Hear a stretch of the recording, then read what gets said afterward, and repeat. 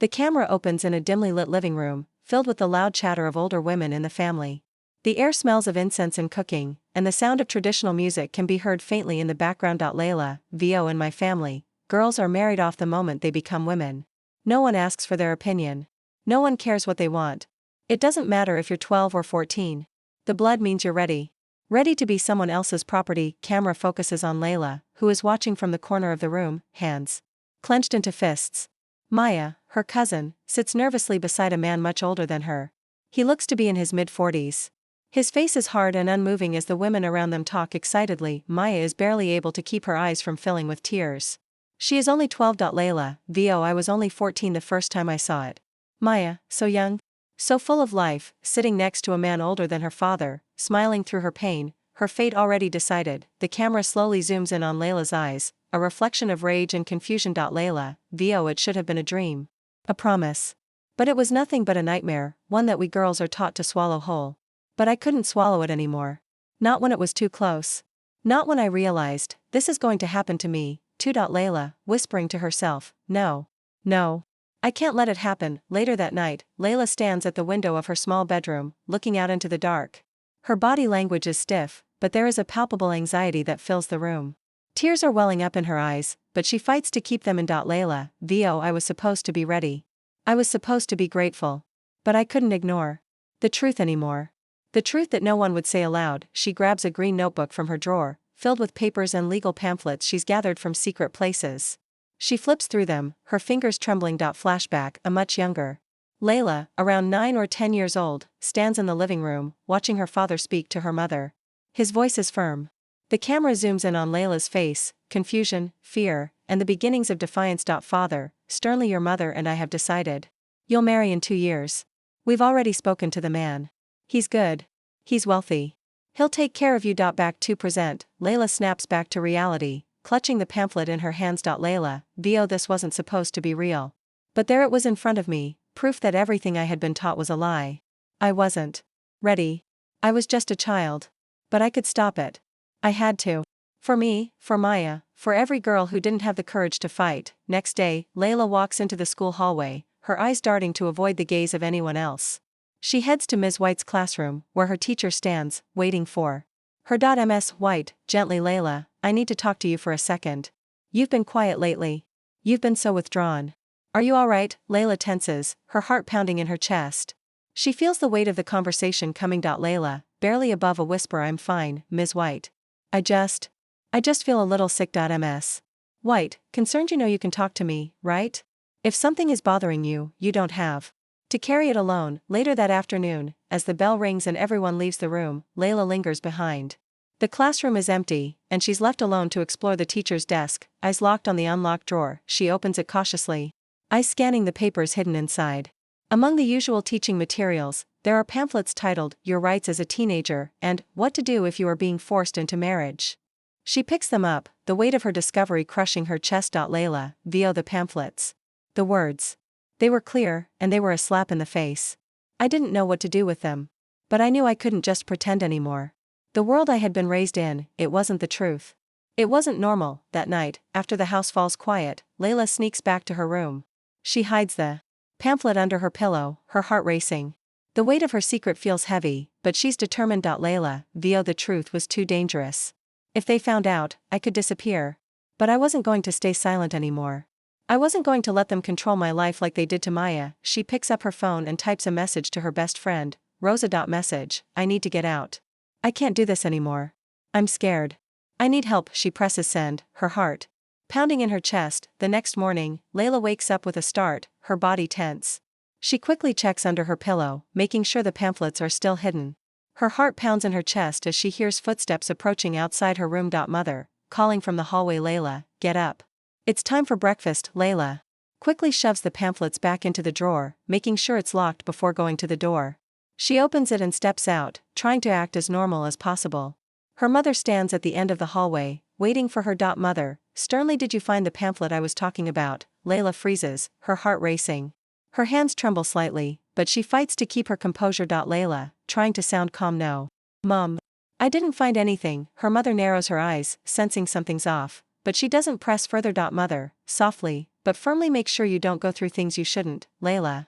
We do things a certain way in this family. Layla forces a smile and nods, but inside, a storm brews. She walks toward the kitchen, trying to calm her mind. Layla, I knew my family would never let me leave. They would never let me escape. But I couldn't stop now.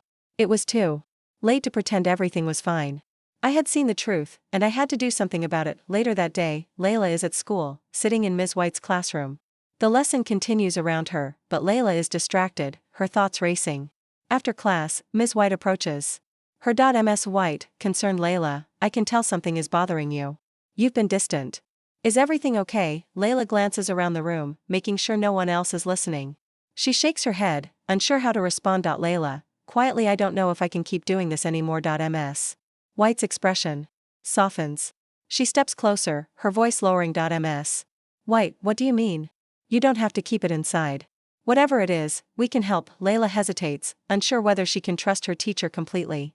But the words from the pamphlet echo in her mind. She has to trust someone. Layla, I think something really bad is happening to me. I don't know what to do. I think I'm supposed to get married soon. And I don't want to. Ms. White's eyes widen, her concern deepening. Ms. White, Layla, you don't have to marry anyone if you don't want to. That's not how things should be. You have rights. But you need to tell me everything that's happening. I can't help unless I know. Layla swallows hard, torn between the weight of her family's expectations and the hope that maybe, just maybe, someone can help her. Layla whispers, I'm scared, Ms. White. If they find out I told someone, I don't know what will happen. Ms. White, I understand. But you're not alone anymore. We'll figure out how to get you the help you need. I won't let anyone hurt you. That evening, Layla can't sleep.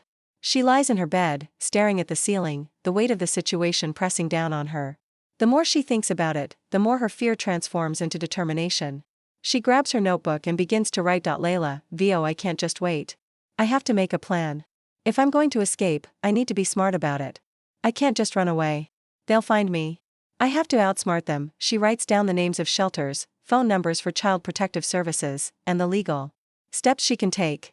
Her hands are shaking as she writes, but there's a fire in her chest. The next morning, Layla walks into school, the notebook carefully hidden in her bag. She finds Rosa sitting at their usual spot by the lockers. Rosa smiles at her, but then notices something's wrong. Rosa, hey, you okay? You seem off. Layla looks around to make sure no one is listening, then pulls out the notebook and slides it across the table. Layla, I need your help. I can't do this alone. I can't live like this anymore. I need to escape. Rosa's eyes widen as she glances at the notebook, then back to Layla. Rosa, what's this? What are you planning? Layla, I'm planning to leave. I'm going to find a way out. I just need your help. Can you help me make sure they don't find out? Rosa looks conflicted, unsure of what's at stake. Rosa, Layla, are you sure about this? If they find out, it could be really bad for you. Layla's face hardens.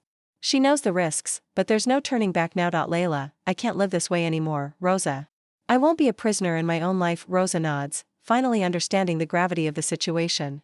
She glances around again, making sure no one is eavesdropping. Rosa, okay. But we have to be careful. They'll be looking for you if you run away.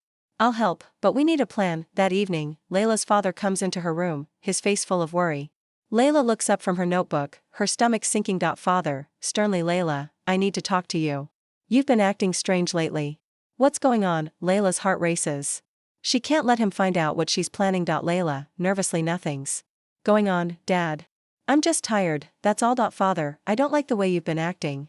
And I don't like the way your mother tells me you've been sneaking around with that notebook. What are you writing in there? Layla's pulse quickens. She can't let him see it. She quickly grabs the notebook Father, and shoves it under her bed. to know what's in but that it's book, too late. Layla. Now Layla stands frozen, her mind racing. This is it. This is the moment when everything changes. The camera zooms in on Layla's face as she stands in her room, eyes wide with panic.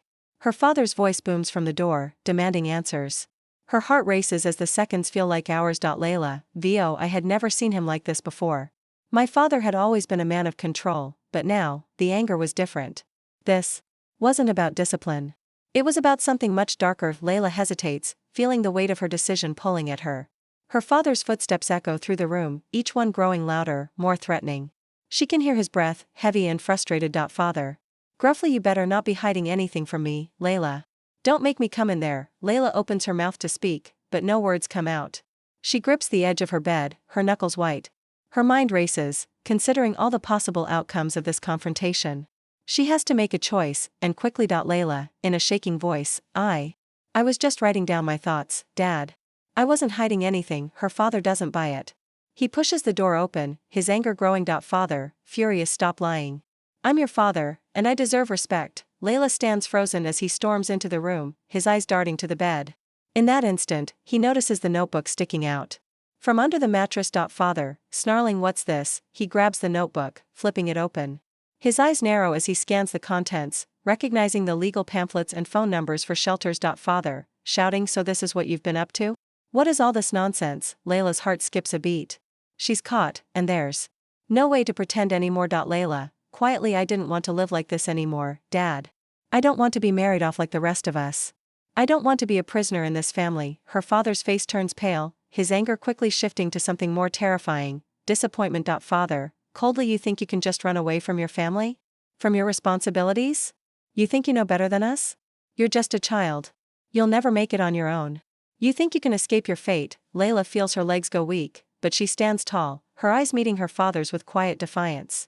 She knows what she has to do. Layla, firmly, I will make it. I have to. No one is going to control my life anymore. Later that night, Layla lies in her bed, staring at the ceiling, listening to the sounds of the house settling.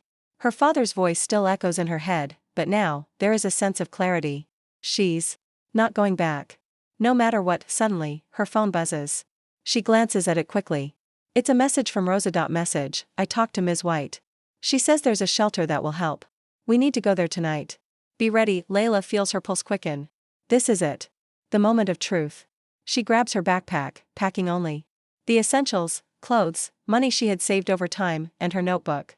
She writes one last note, not to her family, but to herself, I'm not going back. I'm free now. Layla sneaks through the house, making sure no one is awake. The house is still and quiet, the only sound being the soft creak of the wooden floor beneath her feet. She walks down the hallway, her hand brushing the wall for support, feeling like she's about to break free from everything she's known. As she reaches the door, she takes a deep breath and steps outside. The cool night air hits her face like a slap of reality. She's free. For now, she steps into the shadows, walking quickly through the neighborhood. Her heart is racing, the fear of getting caught mingling with the exhilaration of finally taking control. After what feels like hours of walking, Layla arrives at a small shelter. The building looks unassuming, but it feels like a lifeline to her. She knocks on the door, and a woman in her mid-30s opens it, looking at Layla with a concerned expression. Woman, kindly, are you okay? Layla nods, tears filling her eyes as she steps inside. Layla, shaky, I need help. They're looking for me. They won't stop until they find me. The woman leads her inside, locking the door behind her. Woman, you're safe here. We'll take care of you. You don't have to worry anymore. Layla exhales deeply, feeling the weight of everything she's been carrying finally lift. She's safe, for now. The next morning, Layla sits in a quiet room, feeling the soft hum of the shelter around her. She has a phone in her hand. She hesitates before dialing the number for Ms. White. Ms. White, over the phone. Layla. Are you okay? Layla's voice shakes as she responds, but there's a sense of relief in it too. Layla whispers, I'm okay. I made it. Ms. White, you're safe now. We'll make sure you stay safe. You did the right thing, Layla. I'm proud of you. Later that evening, Layla sits in the shelter's common room, looking out the window at the world outside. Her thoughts are clear now. The weight of her escape, of her defiance, feels empowering. Her phone buzzes again. It's another message from Rosa. Message, I told the others. We're getting help from some new people. We're going to help other girls like you. Layla smiles for the first time in a long while. She's not just escaping anymore. She's building something, a network of support for other girls like her. Layla, this isn't the end. It's just the beginning. There are others out there like me. And now, we have a voice. Together, we'll fight back. And we won't stop until we all are free. Layla spends the next few days in the shelter, adjusting to a new life she never imagined possible. The shelter is simple but comfortable, with kind people who make her feel safe. There is a small group of other girls, each with their own painful story. But here, they are all united by their shared desire for freedom. Layla, it was strange. A place like this, filled with women and girls who had all fought the same fight, who had all lost something precious. It should have felt like a dream, but it wasn't. It was survival. And survival is real. It's raw. Layla sits in a small room, the walls bare except for a few positive affirmation posters.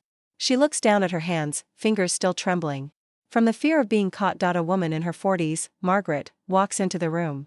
She smiles gently at Layla. Margaret, you okay, sweetheart? Layla, nodding yeah. Just trying to get used to it. This place, it's nothing like home. Margaret, you'll get used to it. And don't worry, we'll help you get your life back on track. You're safe here. Layla smiles back, but it's small, unsure. Layla, VO, I didn't know if I'd ever get back to a place where I felt completely safe. But for now, this would have to do. Later that evening, Layla lies on a thin mattress, staring up at the ceiling. It's quiet in the shelter, but the silence doesn't comfort her, it amplifies her thoughts. She runs her hands over the green notebook, which she had hidden in her bag. Layla, VO, I thought I was free. I thought leaving would be enough. But it wasn't. It couldn't be. I wasn't safe until every girl like me had the same freedom. Until the fight wasn't just mine anymore, but all of ours. The next morning, Ms. White visits the shelter. She looks as though she's been busy, her eyes tired but determined. She sits with Layla at a small table in the common area. Ms. White, Layla, we've been talking. The people who run this shelter, they have connections. People who help girls in situations like yours. And we think it's time to expand. We need to do more. Layla looks up, her curiosity piqued. Layla, what do you mean by expand? Ms. White, we're not just going to save one girl at a time. We're going to start building a network. Girls like you, like Maya, like the others, they need a place to turn to. A place where they can escape, where they can learn about their rights, where they can build a future. Layla, slowly. So, you're saying, you want to create something like this, but everywhere? Ms. White, exactly. And you can help. You've already started. The pamphlets, the notebook, the way you've learned to navigate the system, pauses, you're already leading. And we need to make sure that every girl gets the chance you did to choose. Layla's mind races. She had never thought of it that way. Her escape was just the beginning, not just for her, but for everyone. Layla, how do we even begin? Ms. White. Smiling, one step at a time. But we'll need more people. And we'll need girls like you to help. We've already reached out to a few organizations. But it's time to make this bigger.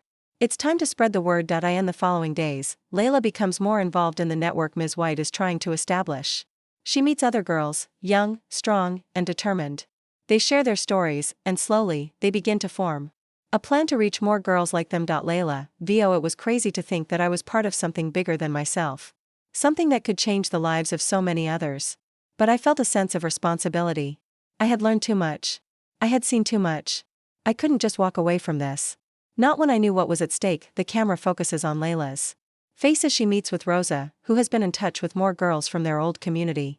They are sitting at a small table in the shelter's common area, whispering urgently. Rosa, we can't go back, Layla. They'll look for us. They'll try to find us. But we've got to spread the word. We've got to tell them they don't have to live like this. They don't have to be forced into marriages. Layla, I know. I've been thinking about how we can do this. We'll start small. A pamphlet here, a message there. We'll create a ripple, Rosa. And it will spread. Layla sits in her room, the soft glow of a lamp illuminating the pages of a legal guidebook she's been studying. Her phone rings. Layla, Maya, It's Maya, M-A-Y-A, her best friend. over the phone. Layla. I don't know what to do. My family, they're asking about you. They said you've been brainwashed. They said they're going to make an example out of you. Layla's stomach drops. The fear in Maya's voice is enough to send a shiver through her. Layla, I'm not going back, Maya. I can't go back there. Maya, desperate, I don't know if I can help you. They're watching me too. I don't know who to trust anymore. Layla. Layla, I know. I'm sorry. But you can't be the one to fight this. I have to. This isn't just about me. It's about every girl trapped like I was. We're going to change this. And I'm not going to stop until I know that every girl gets the chance to escape. As the weeks pass, the network begins to grow. More girls join, each bringing with them their own stories and the knowledge of how to fight back. Layla's leadership becomes stronger, her resolve unwavering. She learns from Ms. White how to use legal loopholes, how to build a support system, and how to protect those in danger. Layla, VO, I couldn't be weak anymore. I couldn't afford to show fear. I had learned too much, seen too much. I had to use everything I knew to protect the girls like me, like Maya, like the ones who had no voice. I couldn't rest until I knew no girl would ever have to endure what I did. One night, Layla receives a distressed call from a girl in her old neighborhood. Her name is Amina, and she is 13 years old. Her family is preparing to marry her off to an older man. Layla makes an immediate decision. Layla, get to the bus station. You have to leave now. Don't stop running until you're safe. I'll be there as soon as I can. The camera shows Layla, determined, as she packs a small bag, ready to leave the shelter once again. She heads out into the night, her mind focused on the task at hand, rescuing Amina. Layla arrives at the bus station, her heart pounding as she scans the crowd for Amina. It's late at night, and the station is dimly lit, with only a few passengers lingering around. Layla's phone buzzes. It's a message from Rosa. Message, she's here. We've got eyes on her. Get to the east exit now. Layla takes a deep breath, her determination clear. She walks quickly, keeping to the shadows as much as possible. She spots Amina, a scared 13-year-old girl, sitting on a bench, clutching a small bag in her hands. Her face is pale, eyes wide with fear. Layla, approaching softly. Amina? Amina looks up, her eyes darting between Layla and the people around them. She nods, standing up shakily. Amina, I don't know what to do. I'm scared, Layla. They'll find me. Layla, gently, you're safe now. We're going to get you out of here, okay? Layla takes Amina's hand and leads her toward the exit. As they walk, the sound of footsteps catches her attention. A car pulls up nearby, and Layla's heart skips a beat. Liz White, Margaret, and a few others from the network, discussing their next steps when Layla's phone rings. It's a number she doesn't recognize, but instinctively, she answers. Layla, hello, father, over the phone. Layla. I know you're listening. We know what you've been doing.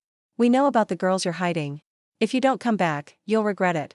You've dishonored this family. You're dead to us. Layla's grip tightens on her phone, her face going pale.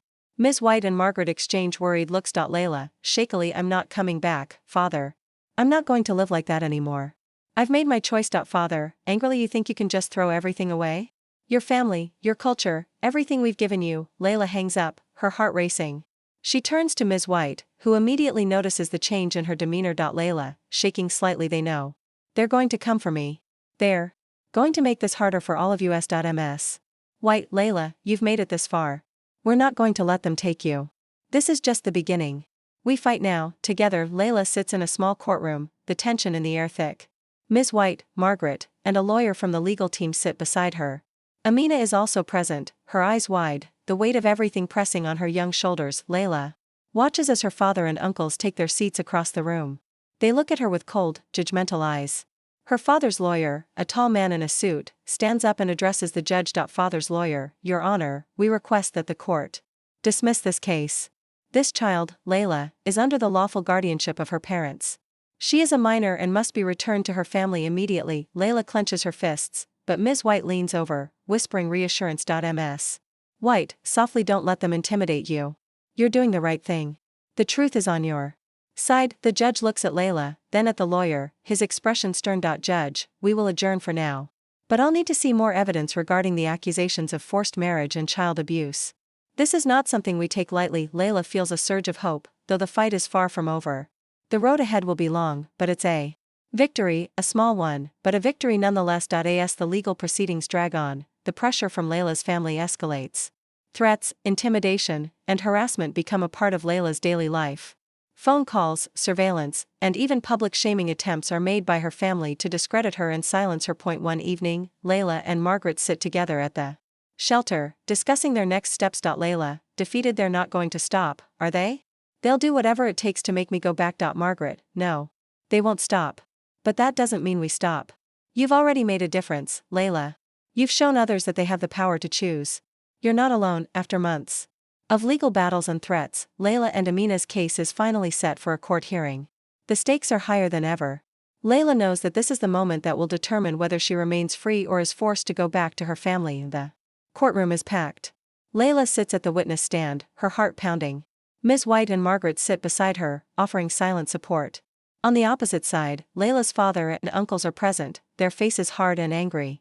The tension is palpable. Father, shouting at the judge, this is a disgrace. You cannot let her leave. She belongs to us, Judge, enough. Mr. Hassan, you will not speak out of turn again. The judge turns his attention to Layla, who is visibly shaken but stands strong. Judge, Layla Hassan, do you swear to tell the truth?